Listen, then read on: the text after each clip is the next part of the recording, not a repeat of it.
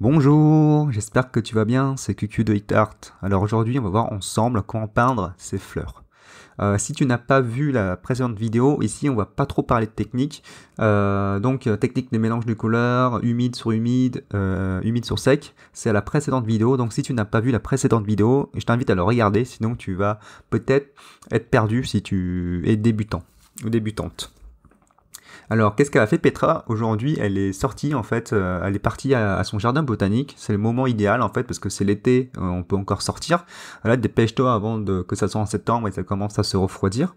Ou si tu es chez toi et qu'il y a une plante, bah, n'hésite pas à la prendre comme modèle. Petra, elle a préféré prendre en photo dehors. De cette manière-là, en fait, elle peut choisir justement ses fleurs. À la fois aussi, elle peut les toucher et les observer plus efficacement.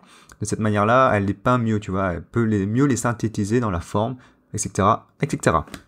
Alors c'est parti, tu vois que là, Petra, tu vois, elle commence par le jaune citron et elle place ce qu'on appelle les étamines, je crois que ça s'appelle comme ça, tu me confirmeras, c'est tu vois le truc jaune là sur la fleur en haut à gauche, et tu vois qu'elle part justement avec de simples couleurs et à quelques petits points, voilà, qu'elle part dans le orange aussi, tu vois qu'elle mélange un petit peu avec le magenta, et elle remplit l'espace simplement, tu vois, avec beaucoup de légèreté. On ne fait pas de peinture très complexe, voilà. Avec légèreté, c'est le mot d'ordre de cette vidéo. Quand tu fais les fleurs à l'aquarelle, c'est toujours légèreté. Et ensuite, tu vois, elle fait quelque chose, la technique de humide sur humide, là, mais avec un petit peu de couleur de fond en plus, tu vois. Ça laisse toujours un petit peu de couleur intéressante, de richesse sur le papier, et ensuite tu vas voir qu'elle va placer la couleur beaucoup plus foncée après, tu vois, qu'elle elle a mis un violet, un mélange de bleu et de magenta, de 50-50. Si Petra va trop vite pour toi, n'hésite pas à mettre pause, comme ça, tu peux avancer en même temps qu'elle, hein. C'est super intéressant de pouvoir faire ça. Là ensuite, tu vois, ce qu'elle va faire, c'est qu'elle va mettre du pigment sur l'humide, là, tu vois, elle va mettre du rouge sur une zone humide déjà, et que tu vois que la couleur se diffuse vraiment bien dans la zone humide.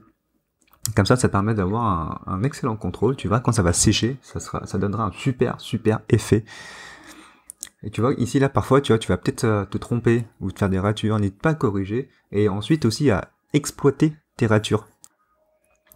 Tu vois que là, elle n'hésite pas à étaler, à étendre la surface de l'aquarelle, tu vois, elle essaie de donner à la fois une texture dans le papier, tu vois, elle prévoit à l'avance que, tu vois, il y a quelques petits à-coups dans le pigment, et tu vois, la petite tige en haut à droite, là, ça donnera un super effet, et c'est vraiment dynamique, et on sent vraiment que c'est une fleur, tu vois, qui était dans la nature, tu vois, c'est-à-dire qu'il y a quelques petits défauts dans la plante.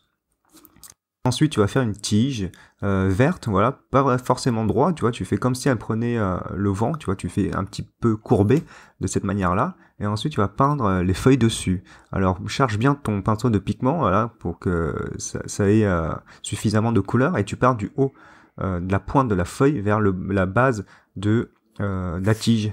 Et t'essayes de donner voilà, une certaine variété d'épaisseur dans la feuille. Tu vois, du très fin vers le plus gros, et on finit par le plus fin vers la tige. Puis tu vas attendre que ça sèche, et tu peux attaquer une autre fleur à côté. Et là, tu vois que Petra, elle a commencé à dessiner une nouvelle fleur, tu vois, la zone, le violet en haut à droite.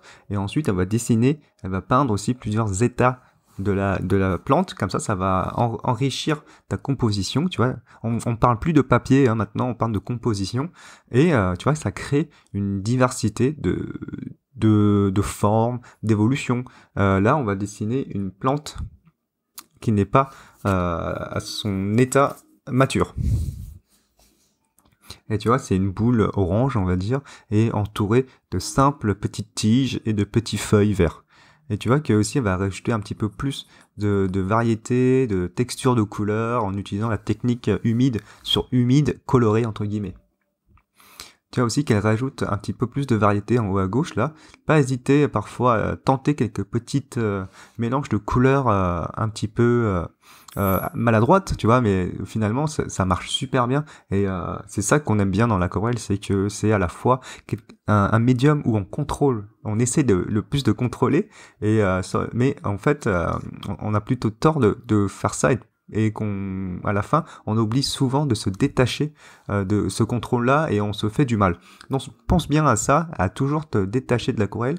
Et voilà, l'aquarelle c'est quelque chose de spontané et de précis. Et toujours rester dans la légèreté, tu vois, ne jamais se compliquer la vie, de profiter de l'instant présent et d'accepter les maladresses du médium.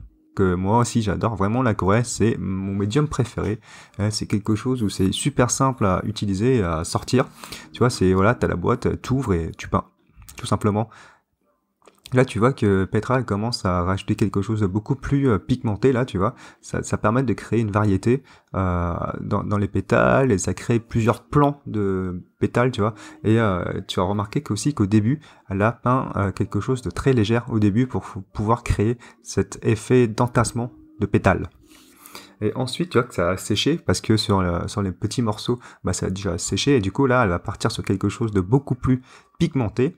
Et ça va lui permettre aussi de créer quelques petites textures. Comme j'ai dit au début, tu vois, ça crée quelque chose de très abstrait et de sauvage. Tu vois, on voit vraiment que cette plante, elle a fleuri à l'état naturel. Ensuite, maintenant que la première plante a séché, tu peux repasser dessus et voilà, tu peux lui créer quelques petits effets sur les feuilles et voilà, ça crée du mouvement, ça crée une variété dans les traits. Voilà, avant que ça sèche cette partie-là, tu peux donner quelques petits points de pigment dans la plante qui n'est pas encore mature. Et voilà, tu peux commencer aussi à retoucher, à rajouter quelques petits points d'intensité sombre. En fait, tout ce qui est sombre, ça permet d'accentuer un petit peu certaines zones.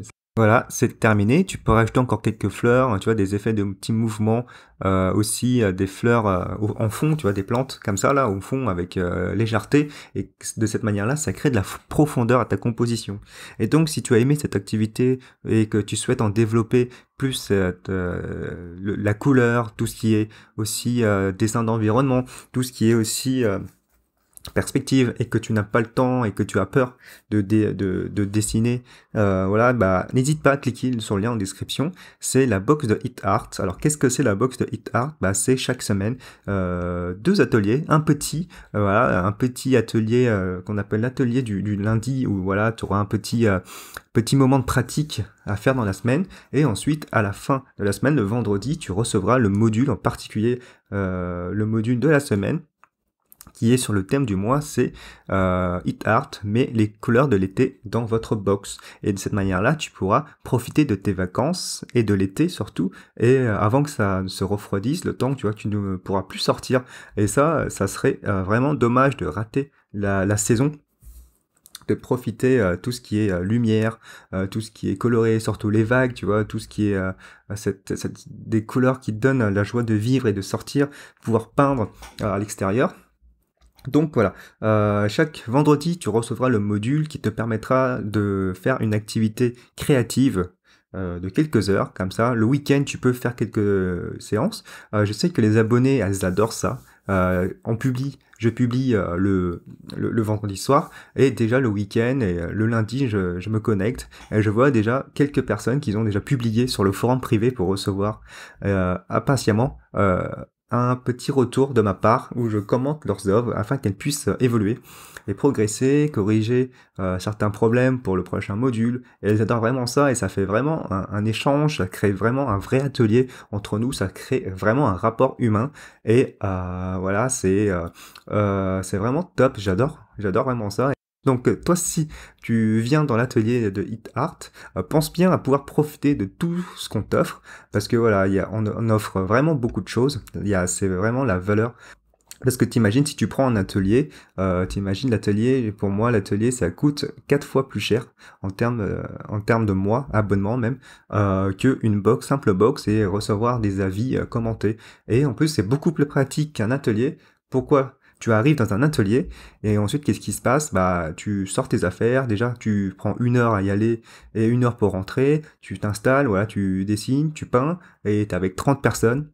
Et le prof, bah en fait, il est là que 10 minutes sur une séance de 3 heures pour toi.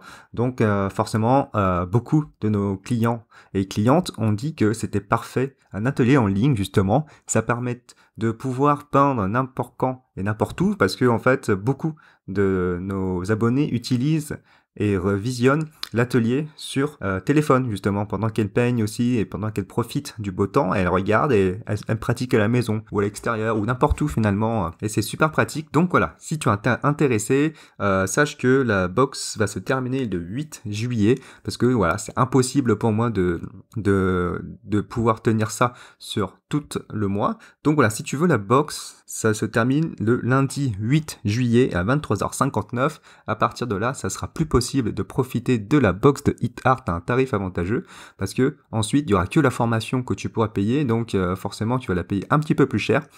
Et ça sera dommage de louper pour quelques euros la box avec tout le matériel inclus. Je dis bien tout le matériel inclus. Donc je te dis à tout de suite sur le lien en description.